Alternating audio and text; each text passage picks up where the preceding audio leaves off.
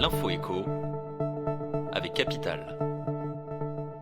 Le chiffre du jour, 120 milliards, c'est le choc subi par l'économie française après les 8 semaines de confinement selon une étude de l'OFCE. Or, ce choc a été absorbé à 60% par les administrations publiques et à 35% par les entreprises. Mathieu Plane, le directeur adjoint du département analyse et prévision de cet organisme, estime que les classes moyennes supérieures et aisées devraient se remettre à consommer pour permettre à l'économie de repartir. Toujours selon l'OFCE, il faut permettre une reprise en douceur de l'activité et espérer que les Français pourront partir en vacances, ce qui relancera les secteurs du tourisme et de la restauration. Tout l'enjeu est de réussir à bien placer le curseur entre les exigences économiques et sanitaires. L'info pratique Capital. Après Boursorama et Fortunéo, ING passe à son tour le cap de la gratuité des opérations étrangères. La banque néerlandaise a décidé de supprimer les frais de retrait et paiement hors zone euro à partir du 1er septembre.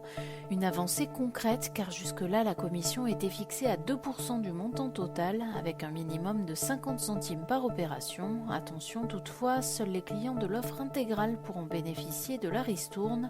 Pour compenser cette perte de revenus, ING a cependant trouvé une solution. Si le client n'effectue pas un dépôt d'au moins 1 200 € dans le mois, il devra s'acquitter de 10 € par mois, soit une pénalité 2 fois plus élevée que celle actuellement en vigueur. Plus douloureux encore, afin de mettre en valeur son application mobile, l'établissement a décidé de facturer 35 € aux clients relevant leur plafond de retrait ou de paiement par l'intermédiaire d'un conseiller.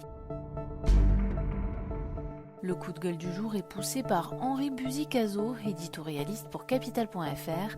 Dans une tribune publiée lundi, ce spécialiste du logement dénonce le durcissement des conditions de crédit immobilier qui pèsent et vont continuer à peser sur un nombre important d'acheteurs dans les mois à venir.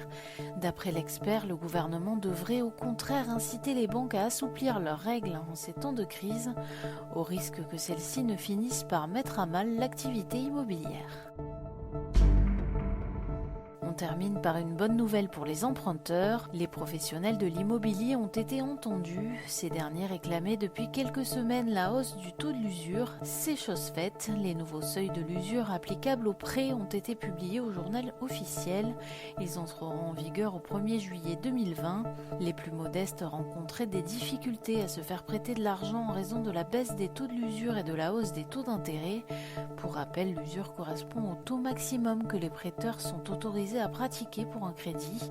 La mise en place de ces seuils visait à protéger les acheteurs contre les éventuels abus, mais depuis le début de l'année, il semblait être un frein pour les acheteurs.